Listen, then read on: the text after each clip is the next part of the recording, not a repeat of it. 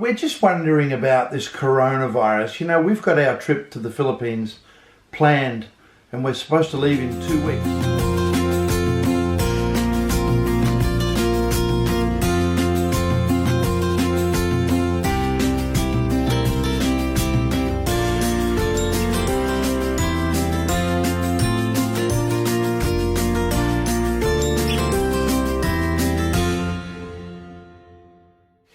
Morning guys, good morning. God, I look so ridiculous right now. Ang laki ng eye bag.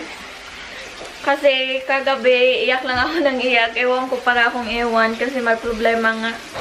Pero guys, ngayon nagluluto ako ng adobo. Adobo yan sa Bisaya eh. Ewan ko anong tawag dyan sa Tagalog. Yung para bang piniprito mo lang yung baboy. Yung parang, anong tawag doon?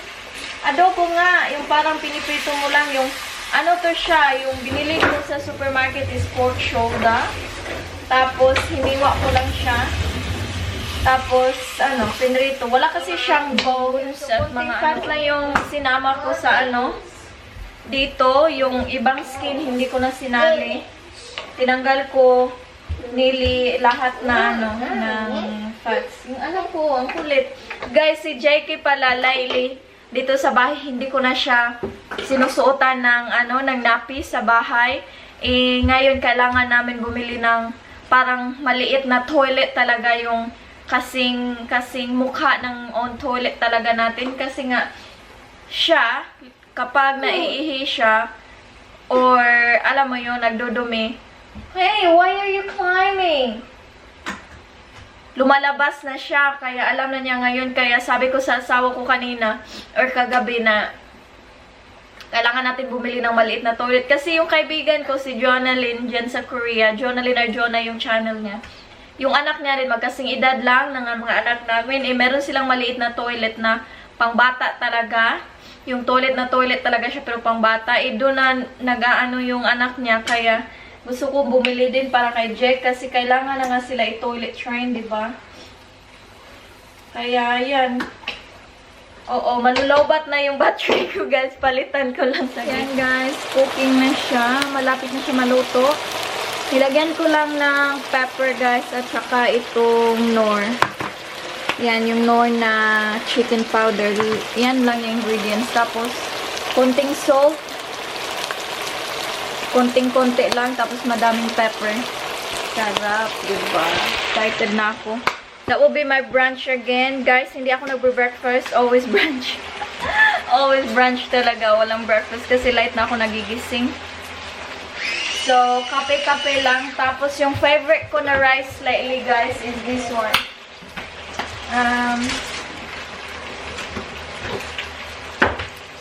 This one, ito yung favorite rice ko. Hindi na ako nagluluto. Hini-heat up ko na lang siya sa microwave. Itong Uncle Beans na basmati rice. Yan. Nung binili namin to siya sa Save Mo. And yung isang box, merong 6 na ganito. So, bali 12 lahat na cups. Kasi 2 cups dito sa isang packet. Ano, $3 lang. So, sobrang mura talaga. And I bought 5 boxes or 6, I think. Ngayon, isa na lang box yung natira. So, I have to get some more. Kasi, alam niyo yun, yung very convenient. Tapos, sobrang sarap niya talaga. Meron kasi siyang oil. Parang may flavor ba? Yan yung gusto ko sa kanya. Tapos, basmati niya siya. Kaya, sobrang sarap. Anyway, malapit na maluto. Kaya, kain tayo. Hi guys. So, hindi na ako naka-vlog kanina. Nandito ako ngayon malapit sa wardrobe. Kasi nandito si Nana. Kasama niya si Jake. My husband and I are going to my appointment ngayon. And medyo late na kami kaya we gotta hurry. Hindi ko na sasabihin kung ano yung appointment guys. Kasi hindi pa ako ready na i-public. Yung anong pupuntahan namin. Kaya maybe soon. Sasabihin ko sa inyo. Pero ngayon na-iat muna. Anyway, yeah, dress up na ako. Ready na. Suot ko yung headband na bigay sa akin ni M. Tapos, I've got my jacket. Yan. Ito. Yan. I've got this one on. Got my belt on. I've got my jeans and my shoes. So, yan lang yung suot natin. Parang taas na yata ng buhok ko. Anyway, yan. So I've got my glasses kasi nga we need to go in the car. And kailangan na namin pumunta. Han! Let's go! I gotta go. Si Nana, dito siya. Bantayan niya si Jake. Ngayon, tapos mamaya may si Jakey, may swimming lesson. So, dito kami sa swimming lesson ni Jake, dito sa pool. Ayan. And we were a bit late, 5 minutes late. Pero Jake is really doing good. Look.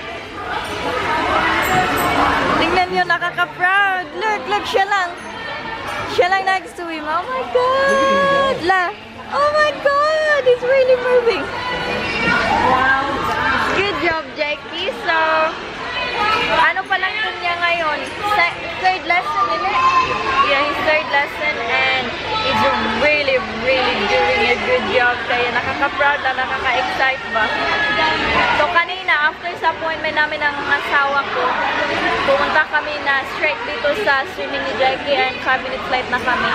Pero okay lang.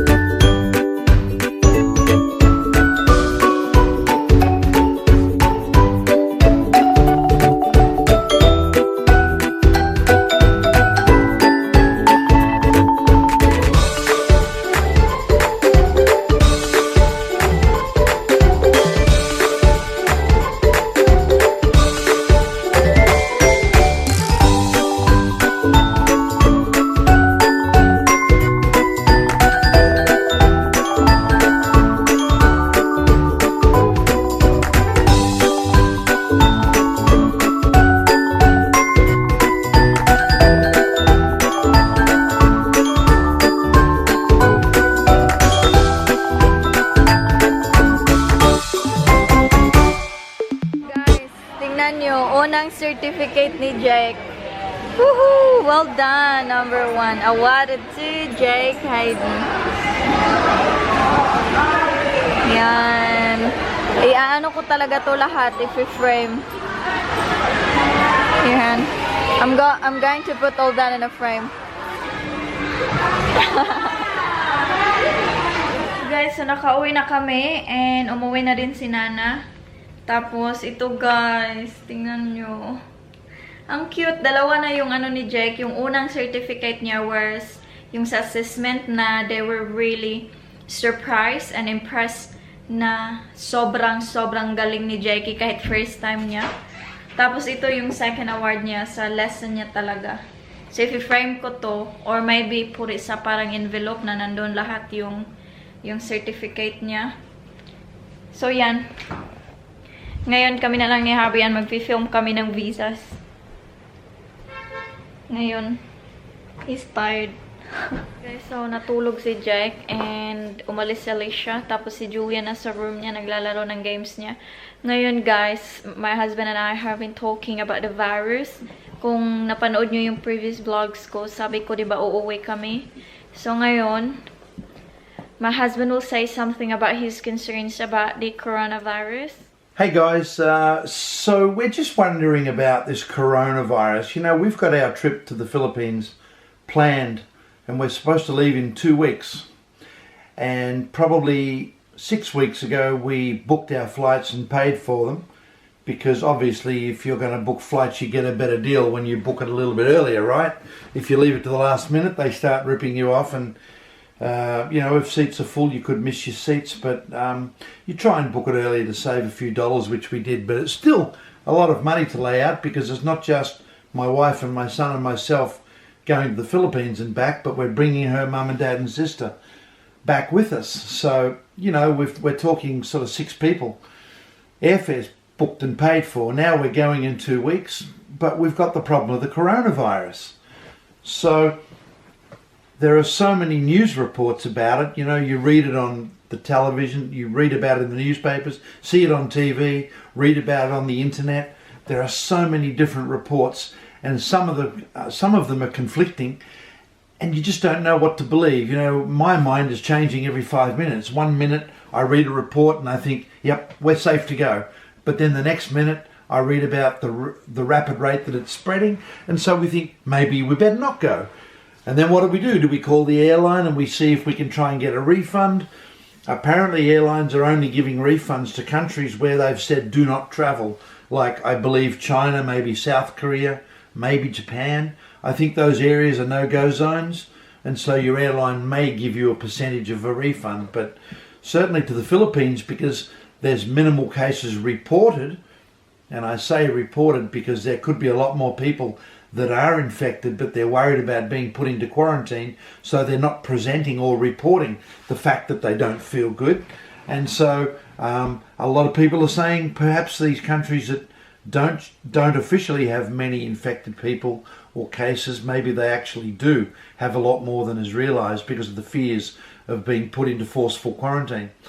So you don't know what to believe. Then you hear reports about, well, the majority of people that get coronavirus only experience mild symptoms, such as a cold, like a sniffly nose, a bit of a cough, maybe a sore throat, a bit of a headache, and it goes away after a while. But then they're saying, you know, there's the older you get, obviously, the more risk you are of developing more severe symptoms. You know, so myself, I'm 62. So, you know, I'm not young, but I'm not super old. So I'm kind of in the middle there. But I'm healthy, you know, never smoked in my life, healthy lungs and so on. Just like a little bit too much food. But, you know, for coronavirus, I don't know that that's a bad thing. So I think I think we could probably travel safely.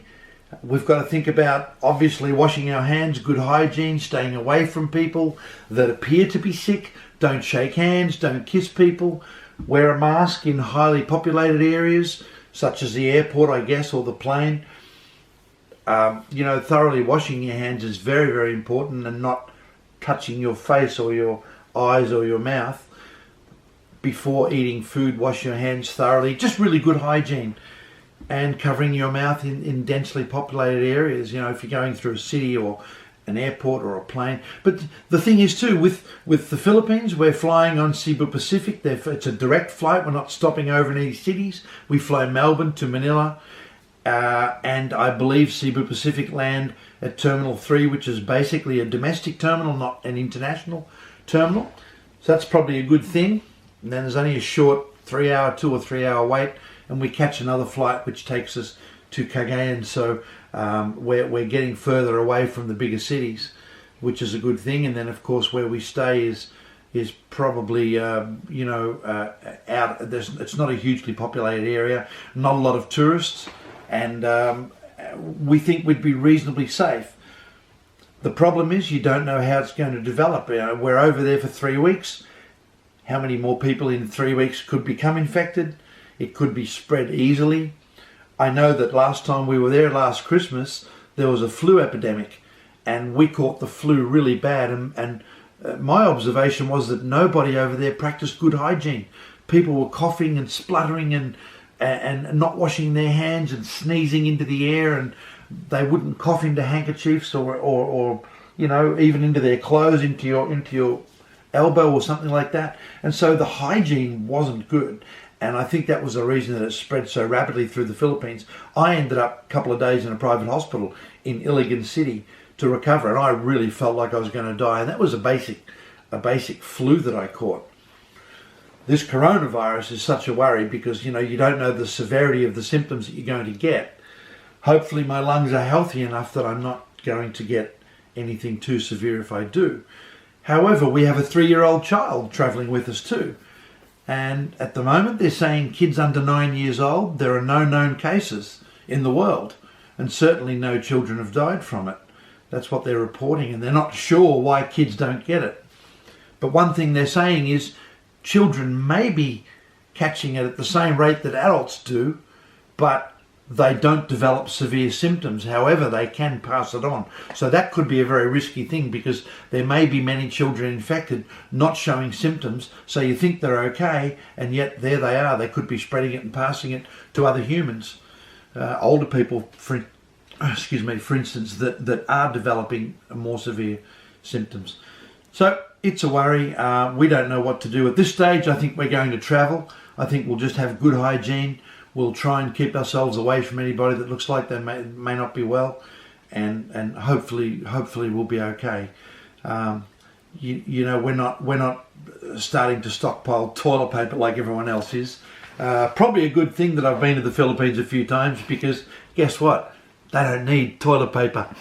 So I'm well practiced. People are walking out of supermarkets with armloads of toilet paper. So yeah, one good thing, we don't need that. Anyway, we'll see how we go.